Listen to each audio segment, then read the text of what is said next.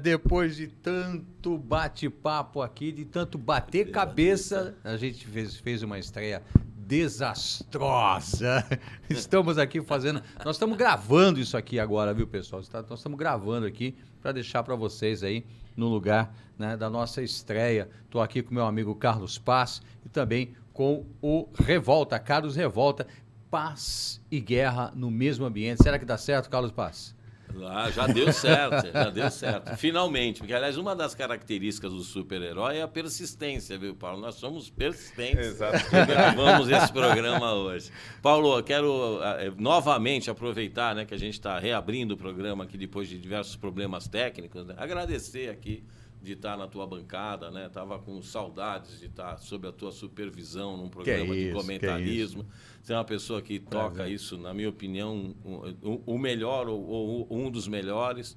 E agradecer o meu parceiro Carlos aqui, né? E dizer para que se eu fizer alguma coisa, que ele não fique revoltado comigo. Calma aí. Eu sou da paz. Olha só. Eu sou da paz. Eu também sou da paz. A minha revolta é contra... O senhor presta? Você é um cara de bem? Pronto, já era. É a minha paz, a minha amizade. Porque a minha revolta é contra tudo que não presta. É uma revolta pelo bem. Porque se não fossem as revoltas pelo bem, sabe que os maus prevaleceriam sempre, né? Então... eu que agradeço demais a presença de vocês. O Carlos Paz é um grande amigo, hoje um grande amigo. A gente se conheceu nessas mesas, né? Trocando ideia. Exatamente. Né? Foi nessas mesas trocando ideia. A última eleição municipal, né? O Carlos Revolta também. A gente se conheceu aí na Labuta também, brigando por um país melhor, né, Carlos? Brigando por um país melhor. E aí nós estamos aqui hoje, né, unindo força. Quando o Bolsonaro lá atrás, eu falei isso para muita gente, falei, gente, Bolsonaro não precisa fazer nada certo. Ele não precisa nem fazer nada. Ele é um ponto de convergência. Para este ponto de convergência, estão convergindo os bons, as pessoas que realmente querem corrigir o país. Sim. E aí, nesta brincadeira, eu acabei conhecendo você, Carlos, acabei conhecendo o Revolta, a Paz e a Revolta eu conheci nessa brincadeira. Né? E muitas outras pessoas que com certeza você, Carlos, você... Né, Revolta? Vocês também passaram por isso, né? E foram aí conhecendo gente que não presta também, muita gente do nosso lado, que não é do lado de lá. Não é petista, não é esquerdista, não é marxista, mas é gente ruim. É gente ruim. E quantos passaram pelo nosso lado nesses anos todos e a gente acabou descartando. Foi o que eu falei, com esse ponto de convergência. Vai todo mundo, mas nem todos vão continuar, né? E é isso que hoje essa mesa sintetiza isso. E a nossa cidade, né, Santos, a nossa querida cidade, ela é um nascedouro, né, de pessoas intelectuais, de pessoas expressivas, né, de pessoas do bem, né, de pessoas que se convertem, às vezes, a própria existência a benefício da população, que fazem trabalhos sociais maravilhosos, né, mas que não fazem nem questão de estar divulgando isso, porque às vezes não tem interesse político e tal. E você sabe, né, desde da eleição que eu vim de última hora, naquela loucura toda, eu sempre falei isso, né, que era uma demonstração de que é possível fazer, né, para que as pessoas tenham coragem de renovar a política, né, de vir, de dar as caras efetivamente. Né? E hoje você está vendo isso no Congresso Nacional, você vê todas essas iniciativas que nós estamos tendo de CPI, né, de um contraponto da política que é tão necessário, são os parlamentares novos, aqueles que ganharam dentro da rede social. Exatamente. Tem um pessoal do Rio Grande do Sul. Quer dizer, a velha política perdeu o time, né? Então, assim, o objetivo da última eleição que eu participei, assim, de última hora, foi muito isso, né? De tentar encorajar as pessoas do município, que a gente sabe que tem grandes valores aqui pela cidade de Santos, a administrar a própria cidade, né? Que a gente tem amor pela cidade, que venham, que se exponham, que venham dar aqui a sua bate-opinião. Pode vir, exatamente, até de super-herói. Às vezes não quer o Batman, quer vir de Homem-Aranha. Pode subir vamos trazer o pela Batman janela. Nós não vamos tem trazer o Batman. nenhum, O Batman tem que participar. Ele é um cidadão que vai nos hospitais vestido de Batman, faz um trabalho bem bacana, um trabalho bem legal. A gente vai trazer ele aqui um dia para trocar uma ideia com ele a respeito disso. Pessoas da nossa cidade, o Revolta, que fazem brilhar a cidade. Nossa cidade, tem, como o Carlos Paz falou, tem pessoas extraordinárias, que fazem trabalhos extraordinários em todas as áreas. Na cultura. Família Andradas, Exatamente. a Independência, olha desde quanto tempo a gente Exatamente. produz. Temos atletas extraordinários, atletas de ponta. E realmente, se o teu programa aí... E os políticos de ponta aqui? Não? Tem político de ponta, não? Tem muitos do Teatro da Tesoura, né? Tem uns aí que viajam para Portugal e fala que foi. Viaja para Portugal junto com o presidente Lula, aí vem falar que não, vim numa viagem particular. É conversa para boi dormir, né? É um Lula, um tucano petista que... Olha, a CPI do dia 8, CPMI, né? É mista. CPMI do dia 8 de janeiro. A gente estava falando disso quando caiu no nosso programa. Né? A gente está agora gravando, cara. Eu queria deixar gravado essa nossa visão desse momento, Carlos. Muita coisa aconteceu da semana passada para cá. Né? Coincidentemente, a CNN americana vazou as imagens do dia 8 que ninguém tinha conhecimento. E aí veio o G. Dias, o Lula já aparece nas imagens agora, a partir desse último final de semana. Ou seja, o próprio PT agora é a favor da CPI, está lá o Randolph saltitante lá pelo Congresso, dizendo que agora eles vão para cima, e de CPI e malandragem eles entendem. Né? Ou seja, é um momento muito delicado que pode aí culminar no impeachment, pelo menos um pedido de impeachment sério para cima do Lula. Mas assim, depende muito da narrativa, né? Porque já tem uma narrativa, Paulo, de que a mesma história do Trump lá com o Capitólio, né? Que ele organizou, incentivou e ficou assistindo de carteirinha ali, né? O que ia acontecer, achando que teria um golpe de Estado, teria sido o procedimento do Bolsonaro na questão de achar que os militares dariam um golpe de Estado e ele iria para os Estados Unidos dizendo, não estou aqui.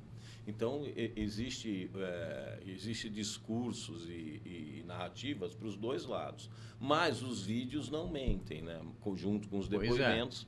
Hoje, o que foi liberado aí é 3%, estão dizendo, do que efetivamente tem. Agora, isso tudo demonstra que o nosso país está totalmente corrompido pela política. Nós não temos mais instituições, os poderes se confundem. Porque se fosse um processo jurídico normal, se a gente tivesse um Estado de direito hoje, no Brasil normal, nós teríamos que confiar na Suprema Corte que está fazendo essa análise. Né? Esse processo passou pela Polícia Federal com todas essas testemunhas ocultadas ou não assistidas, não foram inquiridas no processo. Ou porque sumiu, ou porque eles não sabiam, nós vamos saber agora. Mas se de fato era da ciência, né, da Presidência da República, dos órgãos, que existiam esses vídeos, né, então isso daí é improbidade administrativa. Isso é crime. Agora não só deles, Carlos. O processo ele teria que estar completo. Aí ele foi para o Aras. O Aras, de uma forma relâmpago também, jogou esse processo para o Alexandre de Moraes. O Alexandre de Moraes condenou aí 100 e poucas pessoas, né? Parece que indiciou. Indiciadas não, parece que vão responder. Aceitou, acatou a denúncia. Acatou a denúncia da Procuradoria. Isso, exatamente. Como é que ficam agora essas pessoas que tiveram uma denúncia? Ela é nula. Ela é nula, ela é anulável. Então, ela é nula, porque o processo não chegou ao final. O ministro deveria reconhecer o erro, dizer, eu não tive acesso a essas gravações, volta para o Aras e o Aras manda de volta para a Polícia Federal para fazer a parte de investigação que está incompleta. Quer dizer, não dá para condenar as pessoas com o devido processo legal incompleto. Surgiram provas relevantes, não são fatos, qualquer fato. Lembrando que aí, eu queria a tua visão, Revolta, porque é o seguinte, tem um agravante, a gente está falando de uma única instância. Sim. Não existe duplo grau de jurisdição nesse caso aí. Quem está julgando é o STF e ele disse A, é A. É B, não tem como recorrer, pô. Não tem recurso. O estado de exceção é proibido, segundo a Constituição. Não existe. Aí a gente vê. Anderson Torres está preso. Ele tinha 8 dias que estava no comando da Secretaria do Distrito Federal. Antes de ser, tem o caso da Reuters aí, a gente estava falando, cara, a gente estava sem... A gente estava impossibilitado de... Mas termina, vai, Calão, termina. termina. Só complementar naquilo que eu falei, dessa narrativa de que o Bolsonaro quis dar o golpe, foi mais... Eles foram criando essa narrativa. E o narrativa. Anderson Torres estaria também junto. Então, Exato. A gente não pode dizer que é criação, nós vamos saber agora com a CPI, espero que a gente saiba. Olha só, o Anderson Torres está preso, ele assumiu a secretaria dia 1º de janeiro e pediu férias, ele foi preso por conta dos atos, porque ele devia agir e não agiu. O ministro Flávio Dino e o comandante do GSI, G. Dias, a mesma coisa. Eles assumiram no dia 1º e eles deviam ter agido e, segundo as imagens, que não deixa mentir, não agiram. Agora me diz, os 3 supostamente cometeram o mesmo crime. Por que que 2 estão presos, exceto 2 estão soltos, com exceção do Anderson Torres? Então, se 3 cometeram o mesmo crime, 2 estão soltos, com exceção de um, nós estamos vivendo um estado de exceção. E não foi aceito o habeas a partir do corpus. momento, Estamos vivendo esse a partir estado do de momento exceção. em que a justiça ela atende a uma demanda de uma pessoa e essa mesma demanda ela não atende a outra pessoa, Ela é um está estado de agindo, exceção. é um estado de exceção. É um estado de exceção. Isso, O Carlos então, está eu correto. momentos críticos. Carlos está estava correto. pensando numa análise técnica disso tudo, inclusive porque no momento também nós temos um fato muito grave, que são as invasões, né? Do pessoal do movimento... Do movimento Sem Terra. Exatamente. Né? Então, veja bem, eu diria, assim, a gente fiz direito e eu sempre aprendi que você tem que saber o nascedouro do problema, do crime. Então, qual é a fonte? Aonde nasceu esse problema? Eu chego à conclusão, Carlos, que nasce sempre na política. Por quê? Existe o ilusionismo político que convence essas pessoas, como convencer o pessoal do MST, de que, se a gente ganhar, o INCRA é de vocês, que é o que eles estão agora coagindo Lula para isso. Essas invasões políticas em áreas de patrimônio da União é para coagir para isso. É uma chantagem. Então, é uma base muito grande, da mesma forma que tem gente hoje se elegendo na base de entidade criminosa. Não é crime? É crime. Então, não é crime você induzir uma base eleitoral dizendo, no futuro eu vou te beneficiar, vocês vão poder invadir, vocês vão ter o INCRA e tudo mais. Então, tudo nasce na política. E aí isso tudo acaba tomando uma trilha, um caminho em que as instituições, não sei porquê, nem quando isso começou, eu acho que muito por causa de questão partidária, acaba contaminando as nossas instituições, que começam a ter uma visão não técnica, mas sim política. Né? E aí acontece um caso como esse. Se não houvesse o interesse, que eu pessoalmente não posso confirmar, acredito que foi essa visita do Lula à China e tal, que não precisava ter feito esse auê todo, porque não existe nenhum impedimento de qualquer pessoa negociar.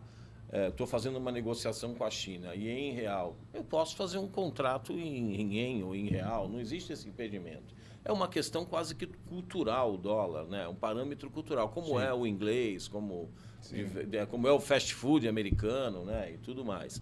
Então, isso acaba, se você for ver no nascedouro, é sempre esse princípio de que para se eleger vale tudo. Vale eu me juntar a bandido, vale eu prometer... Alckmin que eu diga, né? Qualquer coisa. Qualquer coisa. Vale eu dividir a população de quem é hétero, de quem não é hétero. A população é a população. Agora, eu queria uma análise de vocês pelo seguinte. Eu acho que essa situação do 8 de janeiro é muito mais grave do que parece. Ela é muito mais profunda. Para variar, a gente brinca com as situações aqui nesse país. A gente não leva a sério coisas. Né? E essa situação do dia 8 de janeiro, ela é muito grave porque há indícios, e fortes indícios, Carlos, paz e revolta, que isso partiu da mais alta corte do país. Né? E tem uma cena que me chamou muito a atenção, essa cena do... Tá com o vídeo aí na agulha, produção? Do general procurando açúcar. Tá com, não, o general procurando açúcar. Não, esse momento aqui, que é o do repórter da Reuters. Né? Vamos dar uma olhada. Posso soltar o vídeo aí? Ó. Chega o cidadão ali, ó. ele espera o repórter se posicionar para que só depois ele mete o pé na porta. E esta imagem foi a imagem que circulou na revista Reuters. Sim. Foi esta imagem. Né? E o capacete do cidadão é o capacete da Reuters, o capacete que ele usa costumeiramente. Eu não vou nem citar o nome do repórter aqui, porque também não vem ao caso. Né? Chama a atenção isso, Carlos, isso para mim é muito grave. Porque essas imagens, elas demonstram uma preparação para o ato. Ou seja, que a gente chama em direito, né, Carlos? Quando você realmente tem a intenção, o dolo. Então, é uma atitude dolosa por parte da instituição. Aí eu coloco o próprio Palácio do Planalto no meio, coloco a Reuters no meio. Pior que isso, né? Pior que isso. Todo um movimento aí que a gente percebe que busca... Quer dizer, o golpe não foi dado contra a corte. A corte deu um golpe contra o país. Será que não é por conta disso que a alta cúpula da extrema esquerda ficou esse tempo todo lutando, fazendo de tudo, que nós sabemos que a maioria dos parlamentares vieram a público relatar sobre isso, tentando comprar com cargos alguns deputados que eles não queriam essa CPMI, e agora, como com a... o Mourão retirou a assinatura. O Mourão retirou a assinatura. Nós temos dois da nossa região. O Paulo Alexandre ele não assinou. Não assinou. Ele não assinou, é retraíra de nascença. Agora, o Paulo Alexandre é vermelhinho. É vermelho. Agora, o Mourão, ele assinou e retirou o nome na terça, na quarta deu pau pra ele.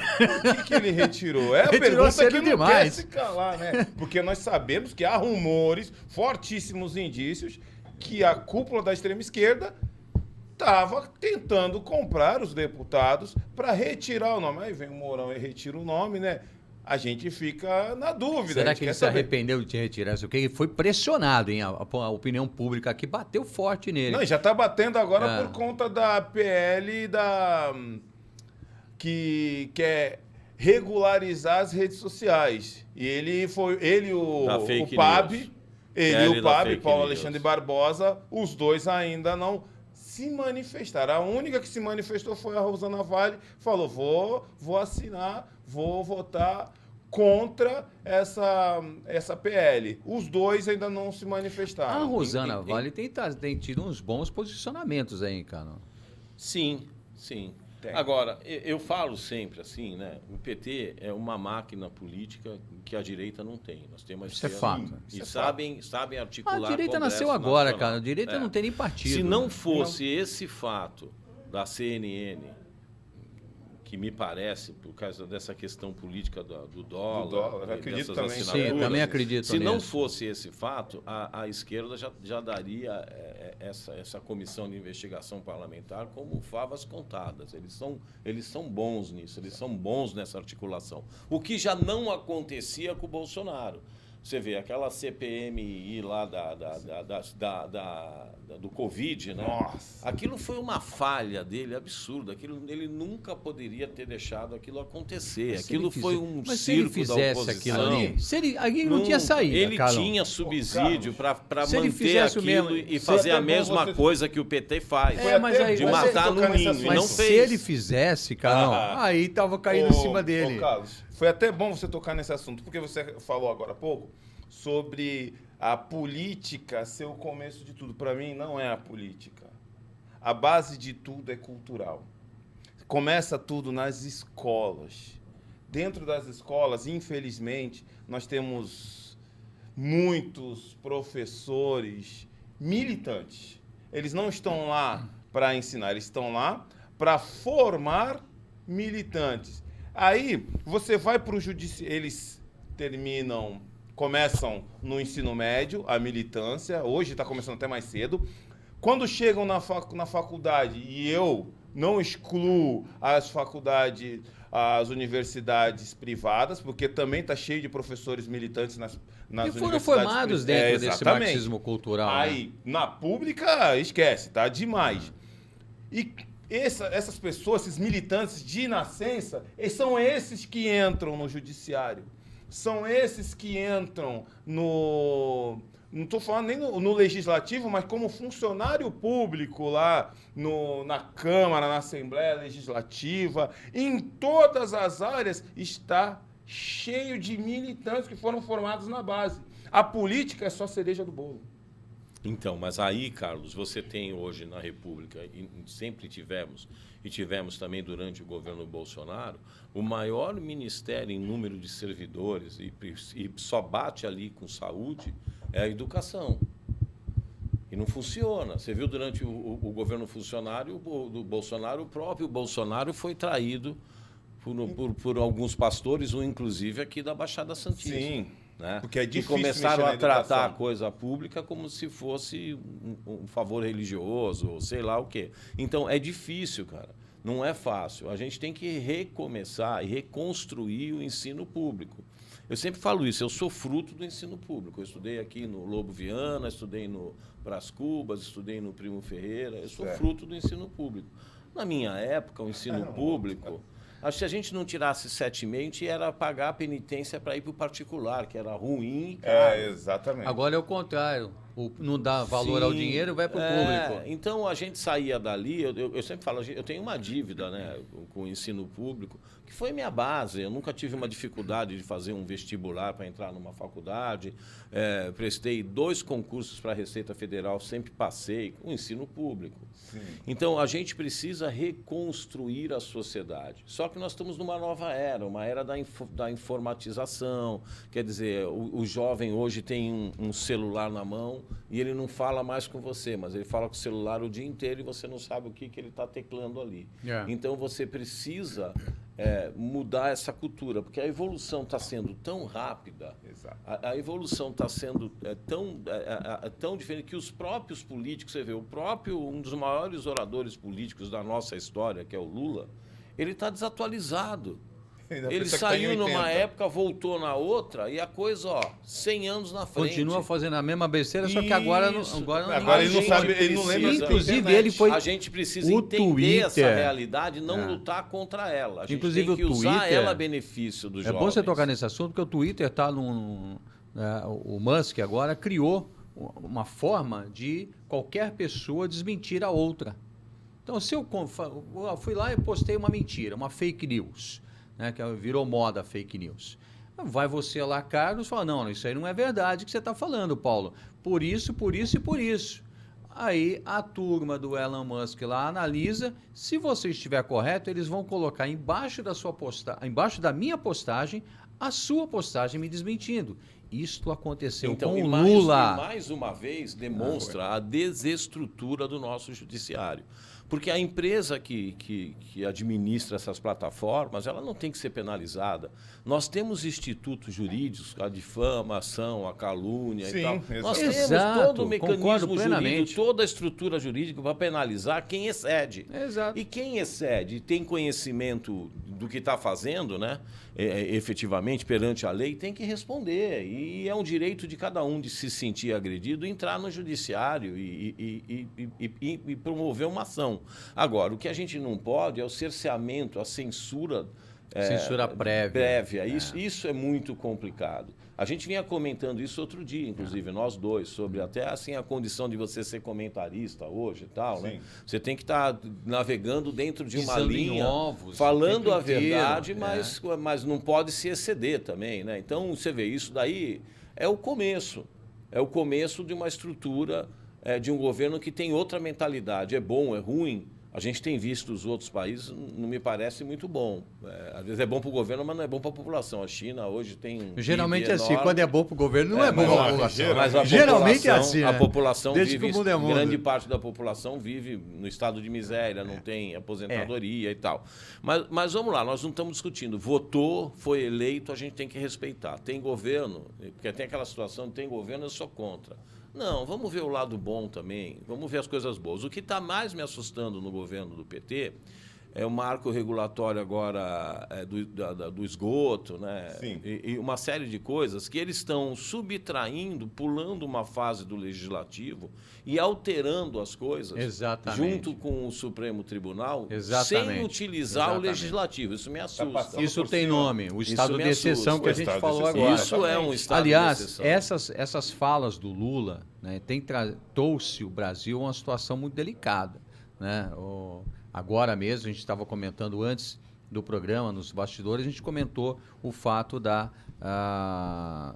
do avião, a empresa do avião lá, Romanov. É Romanov, não é? É Romanov o nome. Eu nunca lembro o nome disso. Que é o maior avião, um dos maiores aviões do mundo, o maior avião do mundo, né?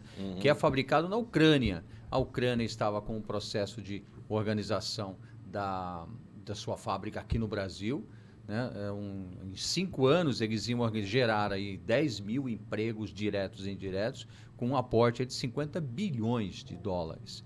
Né? Essa semana suspenderam até um posicionamento, e isso ia ser aqui no nosso estado de São Paulo. E eles suspenderam até um posicionamento sério, correto, tanto do governo do estado de São Paulo, como também do governo federal. Olha o prejuízo que a gente também, tem aí. Às vezes, né, Paulo, a gente fala assim, desenvolvimento a que custo? Né? Eu estava vendo essa semana um TikTok de um agricultor falando sobre o governo, que nós vamos ficar os próximos anos sem agricultura no país, porque eles tiraram 33 incentivos agora, o PT, da agricultura. Bacana. Você sabe que eu sempre falei isso, né, nas oportunidades que eu tinha um microfone para falar, que o agro não é nosso também, né? O agro não é pop e não é nosso há muito tempo. O agro são dos grandes bancos que compram a produção já na plantação e compram das grandes usinas e compram isso e negociam isso na bolsa e negociam no final. E não são bancos brasileiros, são bancos estrangeiros, né? Banco alemão, americano e tudo mais, que já dominaram o agro. E as cooperativas, que obrigam as pessoas a plantar para aquela cooperativa. Porque se você não vender para uma cooperativa soja, vai para o Blairo, no Mato Grosso, você está morto, você nunca mais vende. Você tentar uma nova via, você nunca mais vende. Então, o que acontece? São grandes corporações. Aí, eu estava vendo, nesse ponto, por exemplo, eu concordo. Já que criou-se uma estrutura financeira, uma estrutura de bolsa, então, não tem por que o Estado subsidiar. Então, não é tudo que está errado. Eu só acho que esse governo vem com uma agressividade na questão de desconhecer o poder do legislativo, que são essas pessoas que, bem ou mal, a gente vota e estão lá, né? Não adianta reclamar que é o que a maioria escolheu, né? E vem com uma agressividade no direito do cala-boca, né? Então, isso me assusta muito, né? Porque o cala-boca ainda não morreu e ele pode renascer a qualquer momento. Então, isso me assusta um pouco. E olha, já estão planejando manifestações. Né? Dia 1º, estão planejando a primeira. 1º de maio? Mas será que rola? Será que não vai haver aí um confronto com as autoridades? Não? Eu acho que ainda é cedo para o povo começar a ir para as ruas. Você acha que é cedo ainda? Ainda é cedo. A gente precisa ter... As provas estão aparecendo, as imagens. O Lula está se perdendo cada dia mais, tanto que hoje ele já leu o discurso, né? Alguém já editou alguma coisa para ele, porque quanto mais ele vai ser pego de surpresa, vai ter que falar. E quando ele fala, ele só não pode ser em português, que se for em português ele não entende. Mas eu não entendo português, não entendo inglês, ele não entende nada. Eu não sei, né? O que ele entende. Eu fiz a postagem nas redes sociais justamente isso, dos mesmos criadores de Não É Nada Meu, né? E Eu Não Sei de Nada, vem aí o Eu Não Entendi Nada. Não entendi nada. Então, quanto mais ele fala espontaneamente, mais ele se perde. Esse governo, até agora, ele só mostrou que veio para desgovernar o país, para desfazer o que... Ele não analisou nem o que foi feito... teve coisa que foi feita de ruim? Acredito que sim. Então, vamos desfazer o que foi feito de ruim. Muita coisa. E vamos preservar o que foi feito de bom. Não, independente de qualquer coisa... Eles estão passando o rodo, desfazendo tudo. A gente não pode esquecer a história recente. Uma das piores coisas que o Bolsonaro fez, na minha opinião, foi na eleição dele. Ele, com aquele meteoro eletivo que ele se tornou, ele trouxe na rabeira do meteoro os piores parlamentares que a gente tinha no país. Gente desconhecida, que todos traíram ele. Não tinha como impedir isso. Não tinha como. É o que eu falo. A esquerda é organizada. Nós não temos um partido de direita e ninguém esperava que ele ganhasse a eleição. Exatamente. O grande legado do Bolsonaro é que ele acordou essas pessoas que tem que haver um contraponto. Isso é muito bom, mas isso automaticamente é muito ruim. E nós vamos ver isso agora na CPMI. Você vai ver como as pessoas vão se degladiar com discursos e com ações para um ficar culpando o outro e o país para.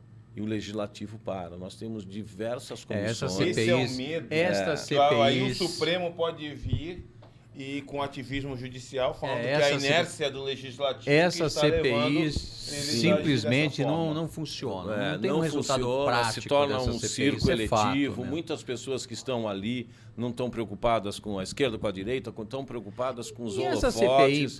E elas falam, elas não falam para o Estado democrático, elas falam para os seus eleitores. E essa CPI na prática, vamos colocar aqui, como diz o Jovem Pan, os pingos nos is. Essa CPI na prática, ela vai fazer o trabalho que deveria ter sido feito pela Polícia Federal, pela PGR. E não foi. Para começar, o STF, o senhor é formado em Direito, né? Os dois, eu estou estudando aí. Se eu não me engano, o STF não é a instância competente para julgar aquelas pessoas que estão presas. Não. Eles não têm foro. Porque ninguém ali tem foro para... Então, mas quem começou com essa brincadeira? Aliás, começou a requisitar o STF e criou essa jurisprudência dentro do STF, porque a justiça, ela julga o passado. O legislativo cria as leis para o futuro. Certo. Então, eles estão julgando o futuro.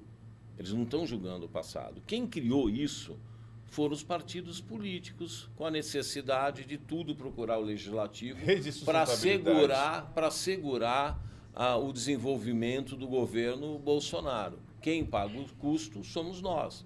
Eu vou dizer, uma preocupação. Nós estamos com agora mais de 100 dias de governo, nada foi efetivamente aprovado.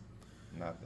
Nós estamos com invasão. Eles fizeram uma festa lá, inauguraram o letreiro do Ministério da Cultura. Compraram um sofá. Por favor, como não, cara? Não seja maldoso. Nós temos a esbanja. Nós temos um assunto muito grave, que é uma ferida aberta, é um crime, na minha opinião, pré-ter-doloso, porque isso começou com um dolo na eleição, quando se usou a base do Movimento Sem Terra, né, prometendo algumas facilidades, inclusive o INCRA, e culpa no final, que agora é o que está acontecendo e o governo não tem como bater na própria base. Né? Então, nós temos que ter a reforma, a gente tem que ter uma reforma agrária no país urgentemente.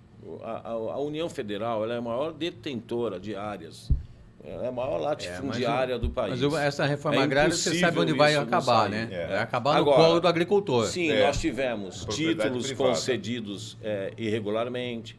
Nós tivemos divisões de Estado. Tentaram, acho que foi o Amapá agora recentemente, aí, alguns políticos que não se elegiam mais na base de Roraima, porque ali Homero Jucá, aquele pessoal, se elegia senador com 11 mil votos contra 1,5 milhão de São Paulo.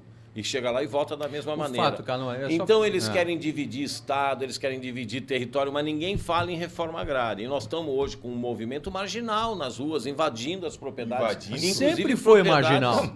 Sempre foi marginal. Mas o líder estava viajando com o presidente. Sempre foi marginal. É um problema. O líder vamos combinar, um movimento bandido. Só para a gente encerrar essa conversa aqui a respeito do Lula, para a gente falar de coisa mais importante, o Lula esteve agora em Portugal e ele foi muito bem recebido lá. Você pode soltar o vídeo aí de Portugal?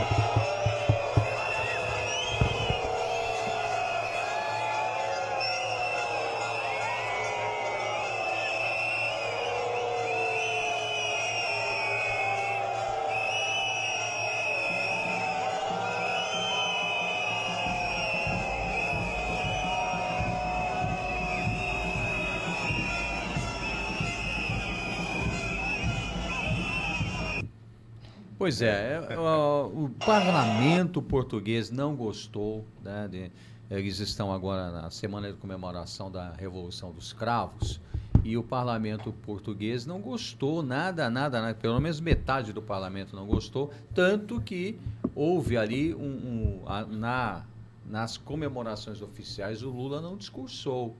Ele discursou agora no parlamento, esse discurso feito em Portugal foi só para aquela turminha dele lá da esquerda, os esquerdistas lá de Portugal, que ouviram o Lula falar as groselhas dele, normal do dia a dia. Mais uma vez, ele deu ali uma criticadazinha nos Estados Unidos, mas amenizou na questão da Ucrânia e da Rússia, né? E teve ali dentro do parlamento muitos ali parlamentares lá de Portugal, estiveram presentes com cartazes, vaiando. Ou seja, a visita dele a Portugal não foi boa, não. Ele realmente saiu pela tangente. Entrou.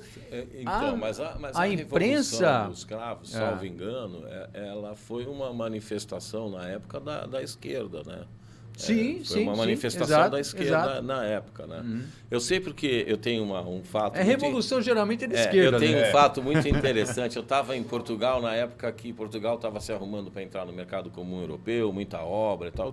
Fazem muitos anos, era bem mais jovem. E eu estava no hotel, chegaram os portugueses e falaram, vai ter um jogo de futebol lá na Praça da Revolução dos Cravos, nós precisamos de brasileiro contra português e tal. E eu peguei um táxi, e era uma Mercedes. Aí eu falei, estou indo na praça. O cara falou assim, o gajo é comunista? Eu falei, como? É comunista, está indo para a Praça dos Comunistas, é comunista. Eu falei, não, sou brasileiro e tal. Ele falou, então você é daquele país que o pessoal samba o ano inteiro e só acorda no carnaval? Eu falei, só conhece o Brasil? Aí comecei a ficar meio nervoso, quando ele dei uma resposta. E foi muito interessante, porque quando eu cheguei lá no tal jogo de futebol, a gente tinha lá 2 que jogavam em Portugal, o resto era tudo gente que estava no hotel que eles escolheram para jogar contra os portugueses. Mas tinha uma torcida, Carlos. Quando eles fizeram o primeiro gol, aliás, eles fizeram muitos outros na gente. Só tinha até ondinha. Eu estava me sentindo, Paulo, num jogo de seleção brasileira. Eles estavam ganhando dos brasileiros, entendeu? Então eu tenho isso na memória. Mas foi uma iniciativa da esquerda, né? Foi da esquerda. Revolução geralmente é de esquerda, não tem como sair disso. Mas o fato é que é uma data importante para Portugal, e Portugal não gostou nada da visita do Lula lá nas comemorações oficiais. E é bom frisar aqui que essa turma que estava aí, que a gente viu no vídeo agora, não é só de brasileiro, hein? São brasileiros e portugueses que não apoiaram a visita do Lula nesse momento. A imprensa revolta de lá fez matérias a respeito do assunto, inclusive mostrando os 2 aviões, 75 pessoas, 22 carros na comitiva do Dilma. Ele foi entrevistado lá e se perdeu todo. Ele achou que fosse... Ele confundiu, achou que fosse o Bonner que fosse entrevistá-lo. E ele estava totalmente perdido. O Lula... Ele tem brasileiro em tudo quanto é lugar. E o povo daquela nação acaba gostando do brasileiro. Porque o brasileiro é carismático. Gosto, o brasileiro é querido no mundo inteiro. O brasileiro que... Tem muita gente, amigos nossos até, inclusive, que estão indo embora daqui do país e acaba fazendo amizade por lá. E procura saber o que está acontecendo. Esse presidente, eles, pelo fato de conhecer bastante brasileiros, acabam sabendo. Aonde o Lula for... Aonde ele for, ele vai ser hostilizado, porque existem brasileiros em todos os países. Ele é o homem, ele é o homem mais odiado do Brasil. Falando de Porto de Santos, aqui rapidamente, a gente está caminhando por final já, Carlos. Precisamos encerrar, até porque o vizinho vai começar a bater aí. Vai começar a bater. Hoje foi o dia. Né? Bate problemas. E vai começar o bate-bate agora. Ô Carlos, mudou a diretoria do Porto Santos. Márcio França esteve aí, nomeou todo mundo, né? Tava com o filho a tiracolo, enfim. E nesse impasse de Porto de Santos, de privatização, essa coisa toda, o Tarcísio chamou para ser a responsabilidade do túnel, mas agora parece que agora sai esse túnel. Sabe por quê? Porque está todo mundo querendo fazer na frente. Dessa vez eu acho que vai, é verdade. Paulo, eu vou dizer uma coisa para você. É difícil acreditar, né? Vamos ver, né? Não vamos criar expectativa, porque esse é um problema centenário. Agora, a questão da privatização, que era um fato que já estava negociado com os bancos, com os fundos internacionais, o projeto montado, né, e tudo mais. Eu acho muito interessante, né, você não privatizar, principalmente nesse momento, porque, veja bem, estamos com a economia estagnada, né? As pessoas não estão comprando nada, nem uma roupa, às vezes as pessoas estão comprando, né? A nossa economia, e é mundial, não é só aqui. A questão dos juros, né? Ela é mundial, né? Então, nesse momento que você vai privatizar, né? É lógico que você vai impor regras de contrato, mas no fundo quem vai bancar tudo isso são os bancos, né? Você tomaria dinheiro para qualquer projeto hoje, teu, empresarial ou particular, para fazer uma obra na sua casa, nesse momento, com os juros do jeito que está? Então, é um péssimo momento para fazer a privatização. Agora, eleger uma diretoria da Codesp e dar um discurso de que vai fazer isso, vai fazer aquilo, vai modernizar, a Codesp já não existe mais. A Codesp é uma caixa de pecúlio, um problema de uma caixa de pecúlio, de ações judiciais, inclusive grandes ações judiciais ambientais, com uma carga enorme de aposentados, uma empresa que foi mal administrada de forma centenária, há mais de 100 anos. O que tem hoje aí é tudo privatizado, já é tudo particular, é tudo concessão. Você pega ali, tudo que está sendo reformado são os commodities, a exportação de açúcar, a exportação disso, o corredor de exportação. O movimento de carga geral hoje é maior no Guarujá, na Santos Brasil, do que do nosso lado. O nosso porto está assoreado. Esse contrato de dragagem é um contrato absurdamente caro, é inviável para a gente esse contrato, né? E é lógico que tudo aquilo que você coloca tecnologia, você diminui a capacidade de mão de obra. Eu conheço esse porto quando eu entrei na Receita em 80, você também conhece. Nós tínhamos ali o consertador, o vigia, o conferente, o doqueiro, o estivador, 9 categorias. Vamos lá. Então você gerava emprego. E não era um emprego que a pessoa precisava ter um treinamento tão grande. Ela tinha lá um treinamento de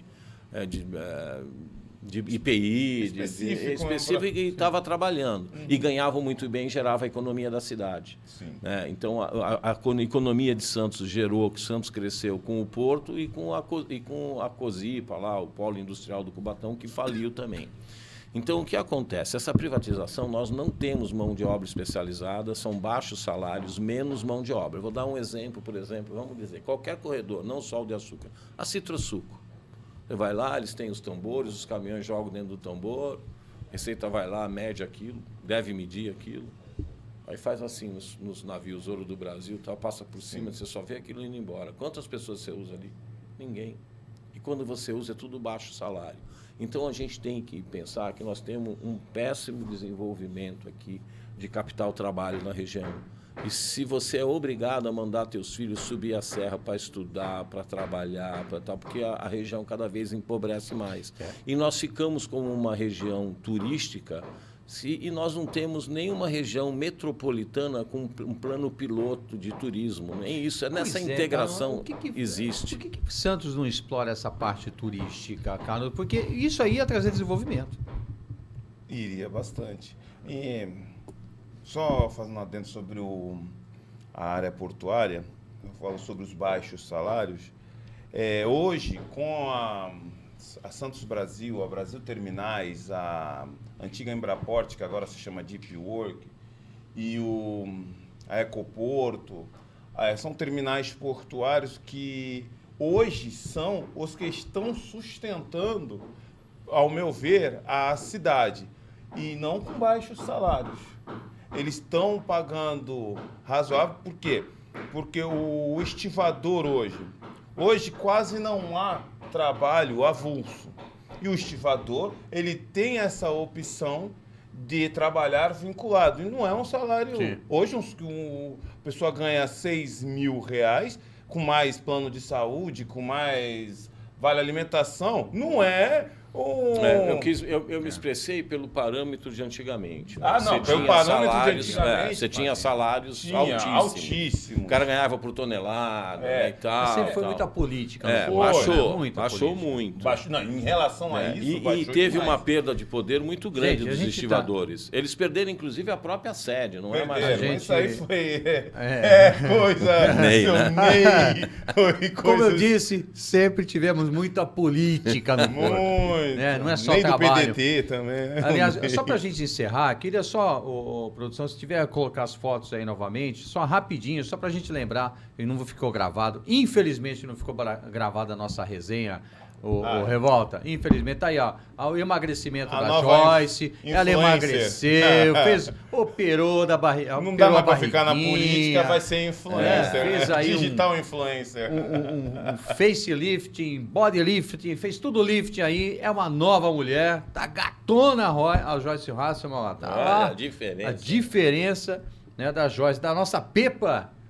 Nós chamava de Peppa Pig. Olha lá, a diferença realmente é gritante. A Joyce tá bonitona, tá gatona, né? Tá. Ó, não, é a Peppa aí. Essa aí essa era antes. É antes. Isso aí é antes. Pode passar rapidamente aí. Tá aí a nossa capa de revista, a nossa Peppa. Isso aí faz pancadas. Será que essas pancadas que botaram juízo nela? Ou será que não, né? Pode passar, nós falamos também hoje aí da mulher, né, que casou com um boneco de pano, teve filho com boneco de pano. Esse aí é lá na Bolívia, também casou com a boneca de pano. Tá grávida já do terceiro. Terceiro? Impressionante. E aí também a Budweiser deu um tiro no pé, né, fazendo aí a campanha publicitária da Bud Light, né? A Budweiser sempre fez campanha do futebol americano, não é? NFL. Pelo amor de Deus, meu.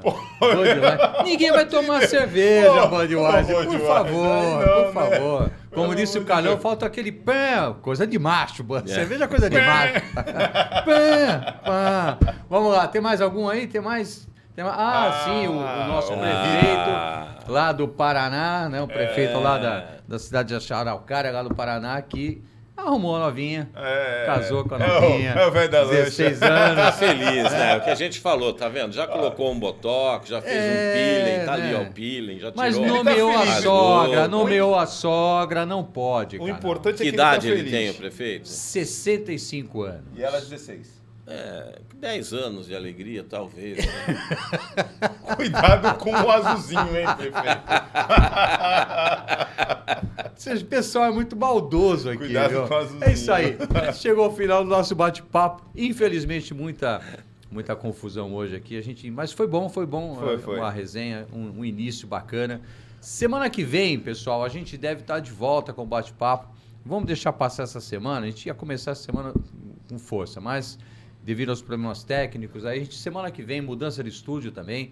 Semana que vem a gente começa para valer o nosso bate-papo. Vai estar sempre com a gente aqui o Carlos, vai estar sempre com a gente aqui o Revolta, né? A gente vai estar levando para vocês informação da melhor maneira possível, dessa forma leve, descontraída. E eu quero agradecer, inclusive hoje, muita gente estava acompanhando a gente, muitos comentários na nossa live aqui, no nosso ao vivo, cara. Tinha bastante gente aqui, viu? Que bacana. Tinha bastante gente acompanhando aqui. Para um início está muito bom. Quero agradecer demais vocês que estiveram. Fica esse programa aqui como registro desse nosso dia 25. Muita coisa boa vai acontecer aí. A gente vai organizar o estúdio, vai ter uma identidade visual bacana. A gente está trabalhando nisso para levar para você aí um entretenimento e informação. Carlos, obrigado pela participação. Obrigado você, Paulo, e parabéns aí pela iniciativa do bate-papo. Eu tenho certeza que vai ser um sucesso na Baixada, com a tua qualidade de informação que você sempre prestou para a sociedade. Você sabe que eu sou um admirador do seu trabalho. Agradeço, tá? A recíproca é verdadeira. E obrigado, Carlos, pela Aqui revolta. bastante. Eu vi que você não se revoltou comigo, você foi da paz comigo. Exatamente. Calão, conta sempre comigo. O dia que for vir o Batman, eu vou vir de futebol americano. Olha aí. Ótimo. O capacete, vamos fazer essa brincadeira. Conta comigo sempre que precisar. Tenho certeza, faço minhas palavras dele, tenho certeza que vai ser um sucesso aí. A nossa Baixada precisa esse jornalismo, né, de qualidade, levando a verdadeira informação, é isso aí, não a desinformação que estão disparando por aí. E agora, se a gente falar besteira, vai o pessoal do Twitter lá nos desmentir, hein? Exatamente. Sim. A recíproca também é verdadeira. Não fale besteira que a gente vai lá desmentir. Exatamente. Obrigado, Carlão. Obrigado você. Obrigado, Carlão. Obrigado. Paz e Revolta nesse programa de abertura do Bate-Papo. Até a próxima. Sempre com ele. Deus no comando, hein?